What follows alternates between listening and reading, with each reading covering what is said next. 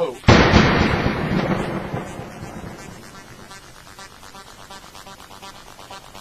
Nobility.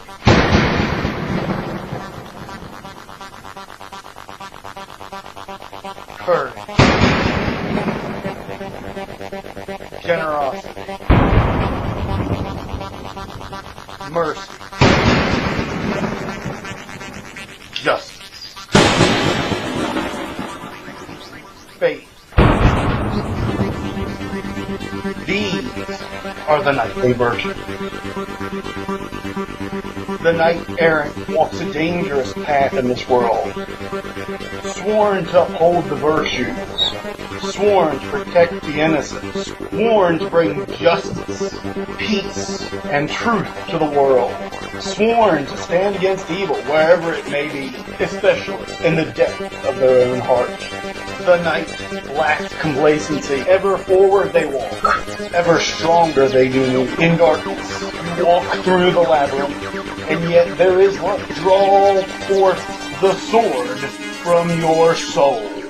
I cannot give you the way. Only you can do that. But I can hold a light for you in the darkness, so that you may find your path. I cannot give you strength, but I can give you the tool to become strong. I cannot make you power, but I can show you how to attain power. I cannot unravel the mystery for you, but I can help you unravel the mystery for yourself. The knight wanders through the maze, seemingly aimlessly, befriending and helping all those around him. A champion of good, a force against evil. The knight is never complacent. The knight never gives up. And yet, when blind, anyone can stumble. In darkness, anyone can fall. Let me help you find your path through the labyrinth. Ja! Ja!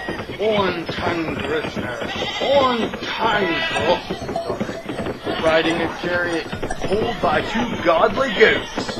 I am Charles, your host, coming from the four corners, opening the four gates, and we are riding hot. Background music by Citizen XO, brought to you by Knights of Awakening. This is The Labyrinth. Welcome everyone, today is November the 4th, 2012, and this is The Labyrinth again. What we ran into was one of those technical difficulties that should have been really easily avoided. I did the show about an hour ago, and it wound up turning into crap because I left the audio cables connected so that there was a double in from the microphone. The result is that we're doing the show again, and today's show is on the evilest man in all of history, Edred Thorrson.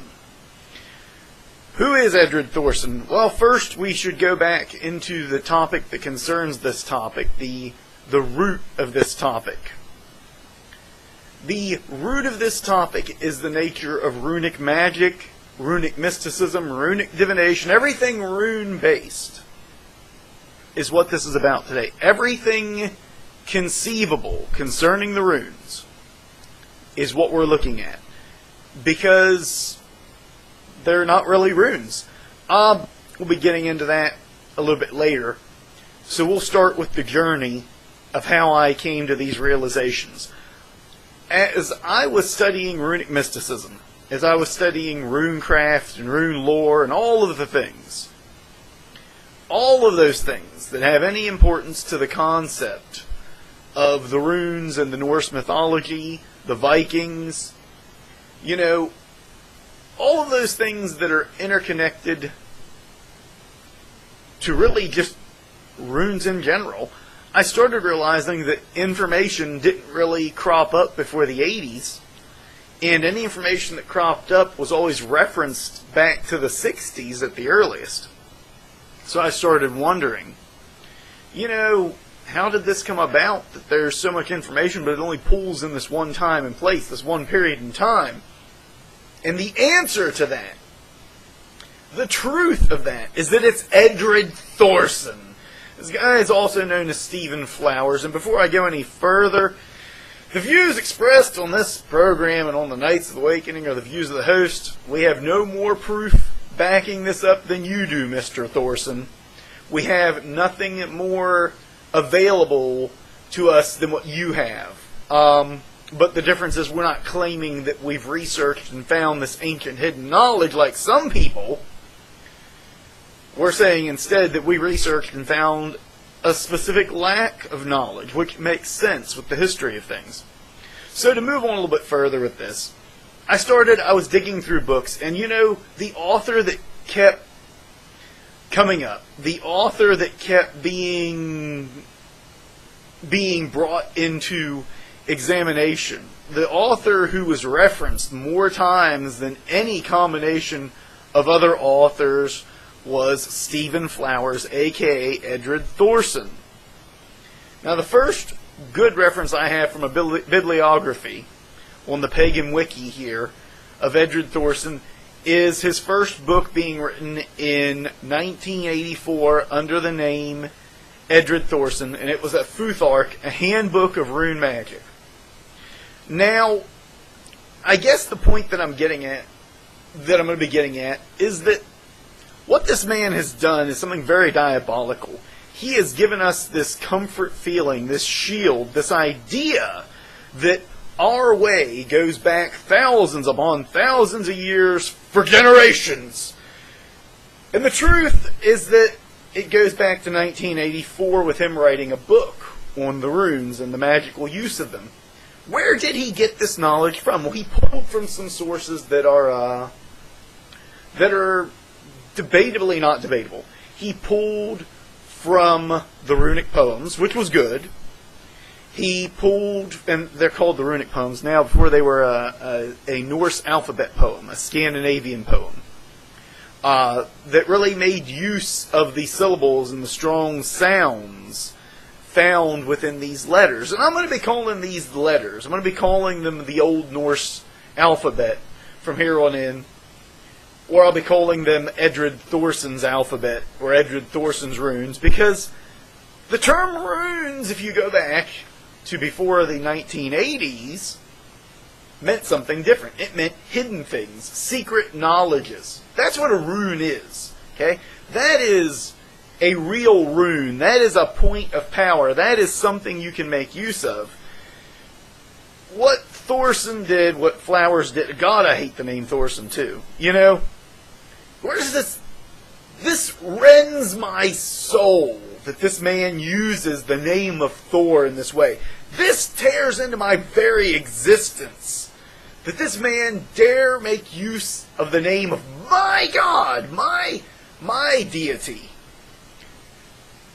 And he isn't even holding true to the old ways, even as closely as he could. Even just as much as a limited man could do. What this man did was he took a combination of the Old Norse alphabet. Keep that in mind, folks. I didn't say runes, I said alphabet. There's a reason for that. He took the Old Norse alphabet and he married it to the Havamal runic poem. And then to the so-called runic poems, which are really alphabetical poems. And in that, he presented this idea, this concept, this thing that he called rune magic, that he called the old ways. And it was more based on Hermetic mysticism of the 1960s and 1940s than it was anything the Norse would have done. This brings us up to, the evidences that he presented. Runes, the runes, they're crafted all across these buildings, all across these weapons and helmets. Okay, the Aegis hammer is found on certain weapons and amulets. The Volknot, the Thor's hammer, are found as symbols of protection. We've seen these things engraved. We've seen runes engraved also. Some of them form sentences. Okay? Some of them are sitting on the walls of the Roman castles as nothing more than graffiti. What they are is they spell out insults. They spell out statements. You know, if Maximus Aurelius is the guy who's holding the fort in that castle, if that's his name, you may find, and if you check up the translations, you do find, Maximus Aurelius was found in the back of his home with another man and a goat.